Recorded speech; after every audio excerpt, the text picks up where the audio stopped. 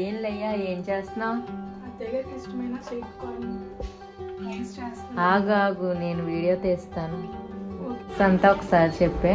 Okay, ఇలా రండి, camera తీసుకోండి. ఓకే.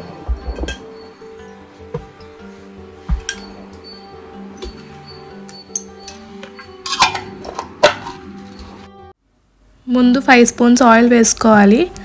ఆయిల్ హీట్ అయ్యాక అందులో కొన్ని పచ్చిమిరపకాయలు వేసుకోవాలి. ఇందులో ఏమేమి వెజిటేబుల్స్ వేస్తున్నావులయ్యా?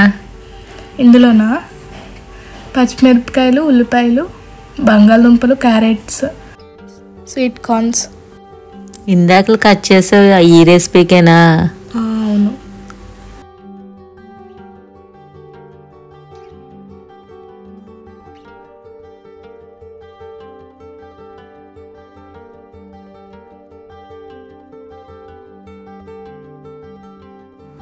పచ్చిమిరపకాయలు ఫ్రై అయ్యాయి కదా, ఇప్పుడు ఆనియన్స్ వేసుకోవాలి ఇందులో.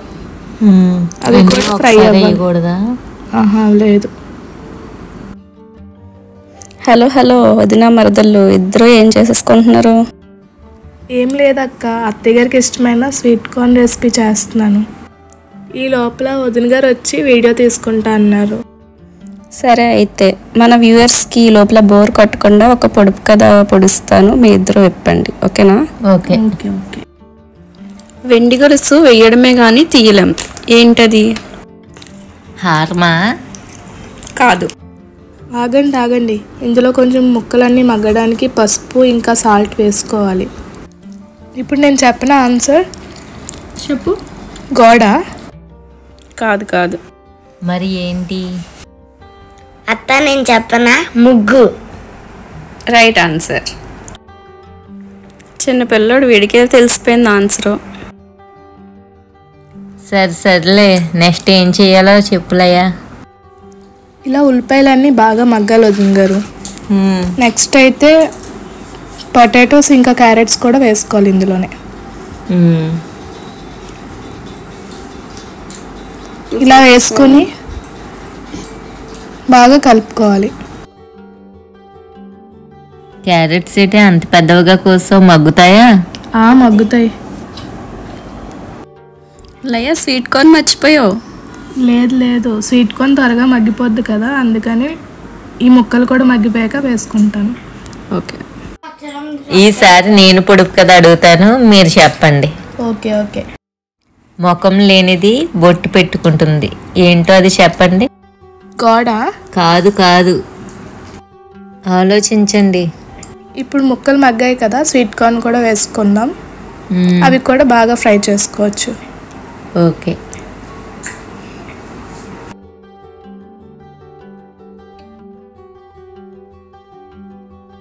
ఆలోచించారా? ఏమిటో తెలిసిందా?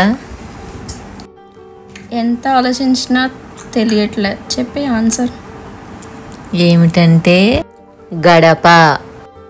సరే కానీ ఇప్పుడైతే అల్లం వెల్లుల్లి పేస్ట్ వేయాలి. ఇందులో 1 స్పూన్ వేస్తున్నాను నేను. సరిపోద్దా? సరిపోద్ది. ఇంకా ఏమీ మసాలాలు వేయవా? వేస్తాను. ఇది బాగా ఫ్రై అయ్యాక వేస్తావా? ఇవి బాగా ఫ్రై చేసుకోవాలి. పచ్చి వాసన పోయే వరకు ఫ్రై చేసుకోవాలి. ఓకే.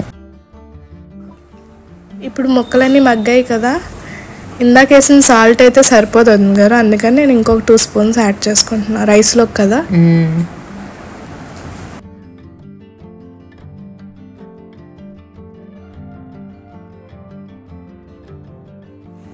ఇప్పుడు ఇది కూడా బాగా ఇలా మిక్స్ చేసుకొని ఇందులో 1 స్పూన్ గరం మసాలా వేసుకోవాలి. నేను ఏం మసాలా యూజ్ చేయలేదు కాబట్టి ఓన్లీ గరం మసాలా యూజ్ చేస్తున్నాను. బాగా మిక్స్ చేసుకోవాలి. ఓకే. ఇప్పుడు ఈ ముక్కలన్నీ ఎగిపోయాయి కదా, నేను 1 గ్లాస్ బాస్మతి రైస్ తీసుకున్నాను. అదే గ్లాస్తో 2 గ్లాస్ వాటర్ వేసుకోవాలి. బాస్మతి రైస్ని నానబెడితే తక్కువ వాటర్ తీసుకోవాలంటారు కదా, మరి నువ్వు 2 గ్లాసెస్ చెప్పేసావు.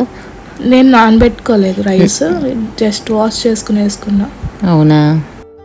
ఇప్పుడు రైస్ బాగా మిక్స్ చేసుకోవాలి వదిన గారు.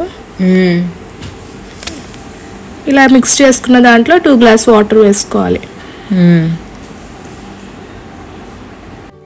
ఇలా 2 గ్లాసెస్ వాటర్ వేసుకున్నాక బాగా మిక్స్ చేసుకోవాలి రైస్ మొత్తం. నేను ఇందులో ఒక 2 స్పూన్స్ గీ యాడ్ చేసుకుంటున్నా. ఇలా గీ వేయడం వల్ల టేస్టీగా ఉంటుంది బిర్యానీ. ఓకే, ఇప్పుడు వెజిల్ పెట్టేసుకుని ఒక 2 విజిల్స్ వేయించేసుకోవాలి. 2 సరిపోతాయా? సరిపోతాయి, బాస్మతి రైస్ కదా 2 సరిపోతాయి.